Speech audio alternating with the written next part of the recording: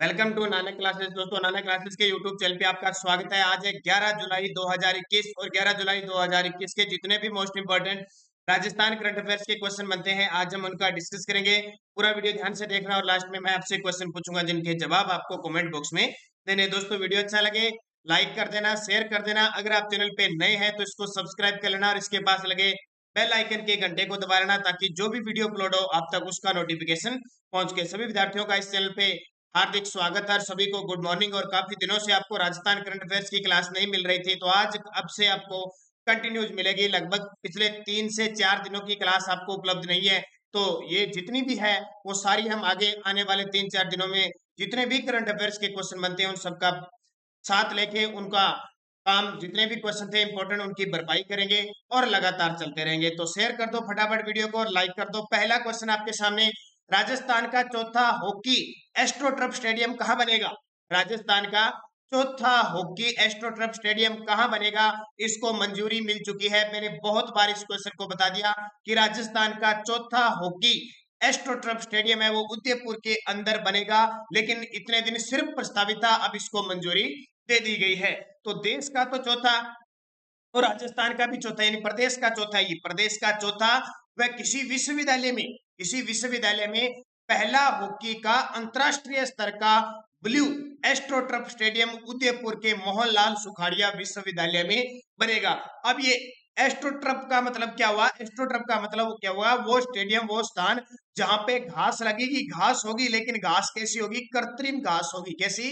कृत्रिम घास होगी। और मिट्टी के अंदर इस प्रकार जकड़ जाएगी कि एकदम उखड़ेगी भी नहीं। जैसे अपने प्राकृतिक रूप से जो घास उगाई जाती है वो तो क्या पैरों से उखड़ जाती है, लेकिन ये घास ऐसी होगी कृत्रिम रूप से इस प्रकार से इसको सेट किया जाएगा। कृत्रिम घास होगी कि खेलते वक्त किसी भी प्रकार से वो घास उखड़ेगी नहीं, मिट्टी को इस प्रकार जकड़ करेगी, उसे कहते हैं एस्ट्रोटर्फ। तो राजस्थान का चौथा हॉकी एस्ट्रोटर्फ स्टेडियम कहाँ बनेगा? उदयपुर के अंदर। और विश्वविद्यालय की बात करें, ये देखो, उससे पहले जयपुर, अजमेर और खेल गांव के अंदर 3 एस्ट्रोटर्फ स्टेडियम हॉकी के हैं, लेकिन चौथा कहां बनेगा? उदयपुर में बनेगा। और उदयपुर के मोहनलाल सुखाड़िया विश्वविद्यालय वहां बनेगा। और बड़ी बात कि पहला ऐसा हॉकी स्टेडियम होगा, एस्ट्रोटर्फ होगा, जो किसी विश्वविद्यालय के अंदर स्थापित होगा। तो ये इंपॉर्टेंट आपके लिए, राजस्थान का चौथा हॉकी एस्ट्रोटर्फ स्टेडियम कहां बनेगा? उदयपुर के मोहनलाल सुखाड़िया विश्वविद्यालय में। उससे पहले 3 कहां पे है? जयपुर, अजमेर और खेल गांव के अंदर। बात आई है उदयपुर की, तो थोड़ी सी चर्चा हम उदयपुर की जरूर करेंगे।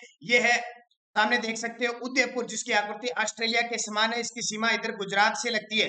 किससे लगती है? गुजरात से। और इधर देखिए सिरोही से सीमा लग रही है, राजसमंद से सीमा लग रही है, चित्तौड़गढ़ से सीमा लग रही है, प्रतापगढ़ से सीमा लग रही है, डूंगरपुर से सीमा लग रही है। ये उदयपुर संभाग है जिसमें कितने जिले आते हैं? 6 जिले आते हैं। कल मैंने आपको भौतिक प्रदेश का शाम 9 बजे वीडियो दिया था और उसमें सारी मैंने बताया था कि राजस्थान के नक्शे के बारे में आपको पता होना चाहिए। अब 3-4 बातें उदयपुर की खास याद रखना। राजस्थान में सबसे ज्यादा वन्य जीव अभयारण्य उदयपुर के अंदर है। दूसरी बात, जो 2015 में स्मार्ट सिटी घोषित की गई थी, 100 स्मार्ट सिटी, उसमें राजस्थान के 4 शहर थे, उसमें उदयपुर भी शामिल है। जयपुर, कोटा, अजमेर और उदयपुर शामिल है। एक और बड़ी बात याद आती है आपको, 20 नवंबर 2020 की इंदिरा गांधी, सॉरी 19 नवंबर 2020 की इंदिरा गांधी मातृ पोषण योजना, जो पायलट प्रोजेक्ट के तहत 4 जिलों में शुरू की गई थी, उत्तर प्रदेश, प्रतापगढ़, डूंगरपुर और बांसवाड़ा, उसमें उदयपुर भी शामिल है। ये याद रखना आपके लिए इंपॉर्टेंट है। और हाल ही में चर्चित लक्ष्मी विलास होटल जो फतेह सागर झील उदयपुर के अंदर है, वो हाल ही में चर्चा में है। इसके अलावा एक और याद रखना, 2019 में 27 नवंबर 2019 को एक योजना चली थी, महात्मा गांधी आदर्श ग्राम योजना।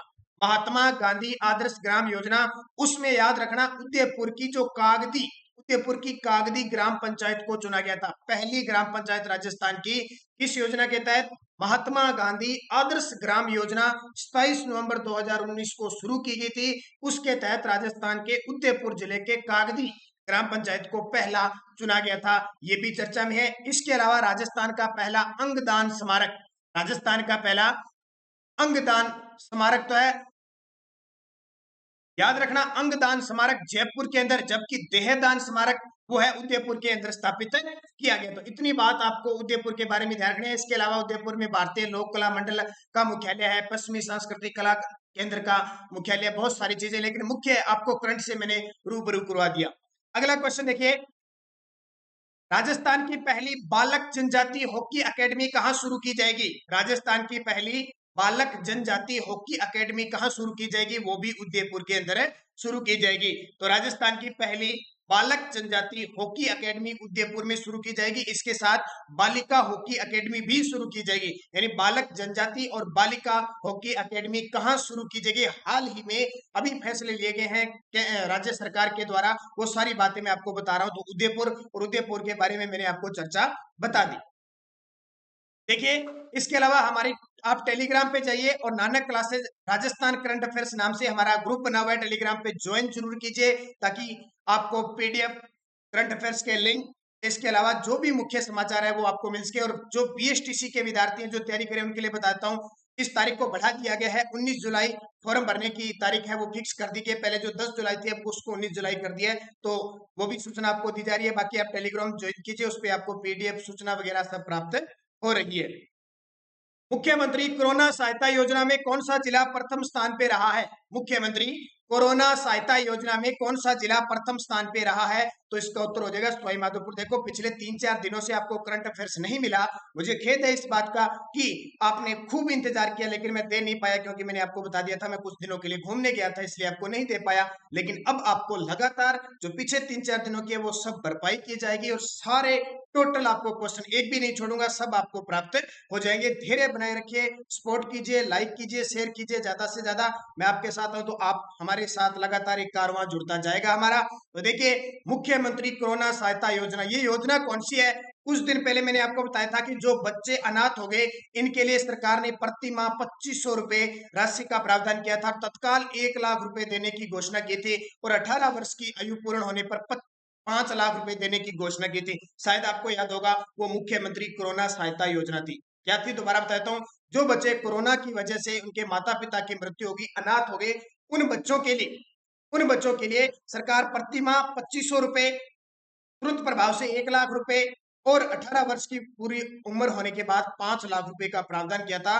उस योजना के तहत सवाई माधोपुर टॉप पे रहा है, और सवाई माधोपुर ने 98% उपलब्धि हासिल कर प्रथम स्थान हासिल किया। क्योंकि ये जो क्षेत्र है इनमें कम है वैसे कोरोना, लेकिन जो कुछ भी है इन्होंने इस योजना का खूब फायदा उठाया, और इस योजना में प्रथम स्थान पूरे 33 जिलों में सवाई माधोपुर ने हासिल किया।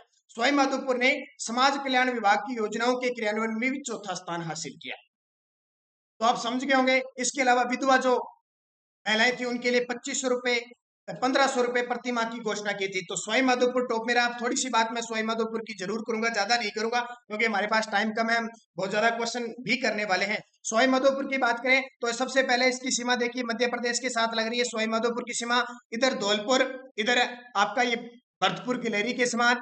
इसके अलावा यहाँ पे दौसा, सॉरी आज हमने करौली की चर्चा होगी, ये है ये ध्यान रखना, ये है धौलपुर, उधर ये करौली है, ये है धौलपुर।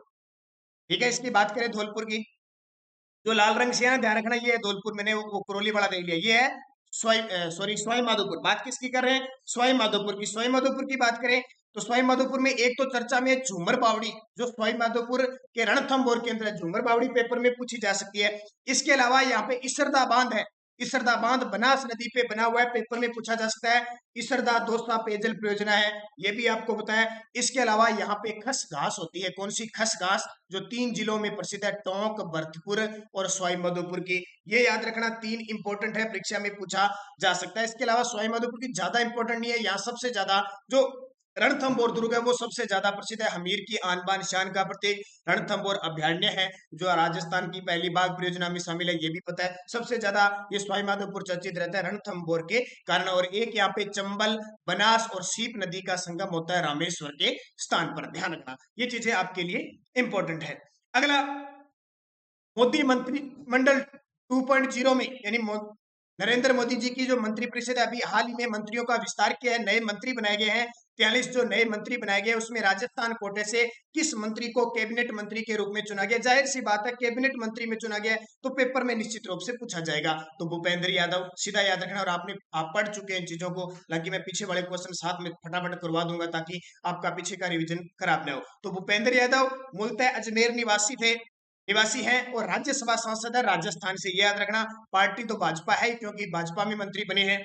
विभाग कौन सा दिया, ये क्वेश्चन पेपर में पूछा जाएगा। श्रम व रोजगार मंत्रालय और पर्यावरण विभाग दिया। वन व पर्यावरण विभाग, श्रम व रोजगार मंत्रालय भूपेंद्र यादव को दिया है। इसके अलावा एक जोधपुर से पूर्व आईएएस अधिकारी है अश्विनी वैष्णव, उनको रेलवे व आईटी विभाग यानी संचार प्रौद्योगिकी मंत्री बनाया गया। तो अब राजस्थान से कितने मंत्री हो गए, केंद्र में 4 मंत्री हो गए।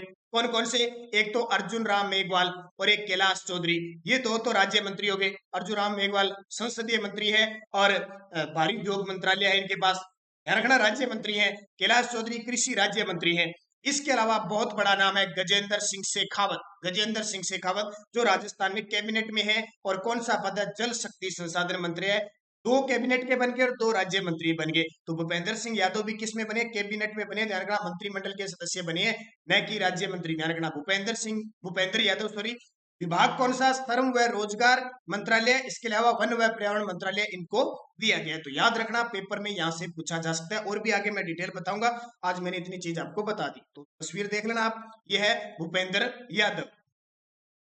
अगला, खादी, खाद्य प्राकृतिक पेंट या खादी पेंट का ब्रांड एम्बेसडर केंद्रीय मंत्री नितिन गडकरी को बनाया गया है। उन्होंने इसे कब लॉन्च किया, अभी हाल ही में। खाद्य जो प्राकृतिक पेंट है, जो खादी प्राकृतिक पेंट है, उसका ब्रांड एम्बेसडर है वो केंद्रीय राजस्थान भारत के हमारे परिवहन मंत्री नितिन गडकरी को बनाया गया है। इन्होंने इसे कब लॉन्च किया, देखो इन्हें ब्रांड एम्बेसडर बनाया गया, इन्होंने इसे लॉन्च किया। तो कब लॉन्च किया, 12 जनवरी 2021 को। ये परीक्षा की दृष्टि से इंपॉर्टेंट है, क्यों, देखो केंद्रीय परिवहन मंत्री नितिन गडकरी ने 12 जनवरी 2021 को इसे लॉन्च किया था। क्या है ये खादी प्राकृतिक पेंट है। इसका निर्माण गोबर से Kumarappa national handmade paper institute Jaipur द्वारा किया गया और इसे लॉन्च नितिन गडकरी ने किया। अभी नितिन गडकरी को इसका ब्रांड एम्बेसडर भी बना दिया गया है। तो ये याद रखना, इंपॉर्टेंट है। ये खादी है, ठीक है, खाद्य नहीं है वैसे। खादी प्राकृतिक पेंट, पेंट क्या मतलब होता है, तो रंग किया जाता है ना दीवारों वगैरह पे, तो वो पर्यावरण यानी पर्यावरण को बिल्कुल नुकसान नहीं पहुंचाएगा। एकदम अच्छे तरीके से रूप से इसे तैयार किया गया है ताकि पर्यावरण के अनुकूल होगा और एक वैसा का वैसा जैसे पेंट किया जाता है वैसे ये दिखाई देगा। अगला क्वेश्चन, राजस्थान में कितने करोड़ रुपए के कर्मचारी कल्याण कोष के गठन को मंजूरी दे दी है, ये बहुत इंपॉर्टेंट। अब देखो जितना भी बजट 2021-22 के अंदर जो प्रस्तावित घोषणाएं हुई थी, अब उनको अमली जामा पहनाया जा रहा है, मंजूरी दी जा रही है। तो राजस्थान में कितने करोड़ रुपए के कर्मचारी कल्याण कोष के गठन को मंजूरी प्रदान किया गया है, 3,000 करोड़ के, कितने, 3,000 करोड़ के। तो बजट 2021-22 में प्रचलित राज्य सरकार ने राज्य में कार्यरत और सेवानिवृत्त कर्मियों के लिए 3,000 करोड़ रुपए के कर्मचारी कल्याण कोष के गठन को मंजूरी दे दी है। किसको, कर्मचारी कल्याण कोष के गठन को मंजूरी प्रदान किया है। इसके तहत क्या होगा, देखो इसके लिए राज्य में जो कार्यरत और सेवानिवृत्त कर्मियों है उनके लिए वो क्या कर सकते हैं, इसके तहत स्वास्थ्य बीमा अंशदान योजना के तहत आवास ऋण ले सकते हैं, उच्च शिक्षा के लिए ऋण ले सकते हैं, व्यक्तिगत ऋण ले सकते हैं, कार लोन ले सकते हैं और आकस्मिक लोन भी ले सकते हैं। कौन सा कोष बनाया है, कर्मचारी कल्याण कोष, 3,000 करोड़ के, जो बजट में पास हुआ था। बजट याद रखना 24 फरवरी 2021 को पेश किया गया था। राजस्थान का पहला पेपरलेस बजट था। और याद रखना अशोक गहलोत वित्त मंत्री के रूप में पेश किया गया था। और बजट के बारे में मैंने पूरा वीडियो आपको दे दिया, लगाना Rajasthan budget 2021-22 by Nanak classes, आपको पूरे बजट की कहानी मिल जाएगी, पूरे बजट की। 50,000 से ज्यादा विद्यार्थी देख चुके हैं, तो आप भी उसका भागी बने। तो याद रखना, इंपॉर्टेंट क्वेश्चन है। अगला, इंदिरा गांधी शहरी क्रेडिट कार्ड योजना के तहत जरूरतमंदों को कितना ब्याज मुक्त ऋण देने की योजना सरकार ने मंजूरी दे दी है, ये भी बजट में घोषणा हुई थी। यहाँ नाम याद रखना, इंदिरा गांधी शहरी क्रेडिट कार्ड योजना के तहत जो जरूरतमंद है उनको कितना ब्याज मुक्त ऋण देने की योजना सरकार ने की है। तो कितना, 50,000 रुपए। और कितने लोगों को दिया जाएगा, 5 लाख जरूरतमंदों को, कितनों को, 5 लाख जरूरतमंदों को 50,000 रुपए तक का ब्याज मुक्त ऋण सरकार ने देने की घोषणा की है। इसको मंजूरी दे चुके हैं, बजट में इसकी घोषणा हुई थी। तो ये इंपॉर्टेंट है, इस क्वेश्चन को इंपॉर्टेंट लगा लेना। अब पिछले वीडियो का क्वेश्चन, पिछले क्या 4 जुलाई पता नहीं 3 जुलाई को अपने वीडियो दिया था, उसका क्वेश्चन था और आपने तो लिख लिख के एकदम सही याद कर लिया होगा। राजस्थान के नए जेल महानिदेशक नियुक्त किए गए, तो भूपेंद्र कुमार दत्त नियुक्त किए गए। आप सभी विद्यार्थियों का सही जवाब था और अब आपके लिए क्वेश्चन छोड़ के जाता हूं, 30वां बिहारी पुरस्कार राजस्थान के किस प्रसिद्ध लेखक को दिया जाएगा? और मान के चलो ये पेपर में पक्का आएगा, निश्चित है। 30वां बिहारी पुरस्कार राजस्थान के किस प्रसिद्ध लेखक को दिया जाएगा? मोहन कृष्ण वोहरा, आईदान सिंह भाटी, मनीषा कुलश्रेष्ठ, विजय शर्मा। ध्यान रखना, इसकी घोषणा हुई है, अभी तक इनको दिया नहीं गया, इसलिए शब्द आ रहा है दिया जाएगा।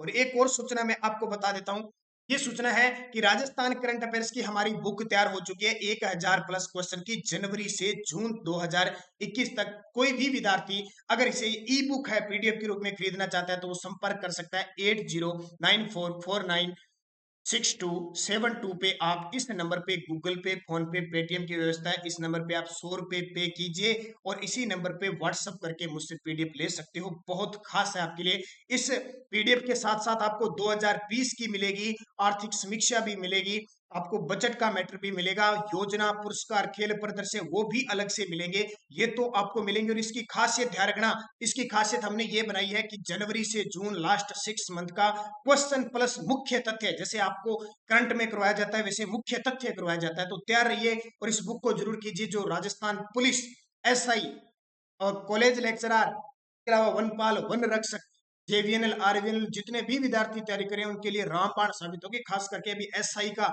और पटवार का एग्जाम होगा उनके लिए तो रामबाण औषधि है, और कॉलेज लेक्चरर के लिए तो ये जरूर खरीदें। इस नंबर पे संपर्क करें 8094496272 पे संपर्क। इस नंबर पे पहले फोन पे, गूगल पे, पेटीएम, 100 रुपए करने के बाद ही मुझे व्हाट्सएप मैसेज करें। कॉल की कोई कॉल नहीं, किसी की नहीं उठाई जाएगी, ये ध्यान रखना।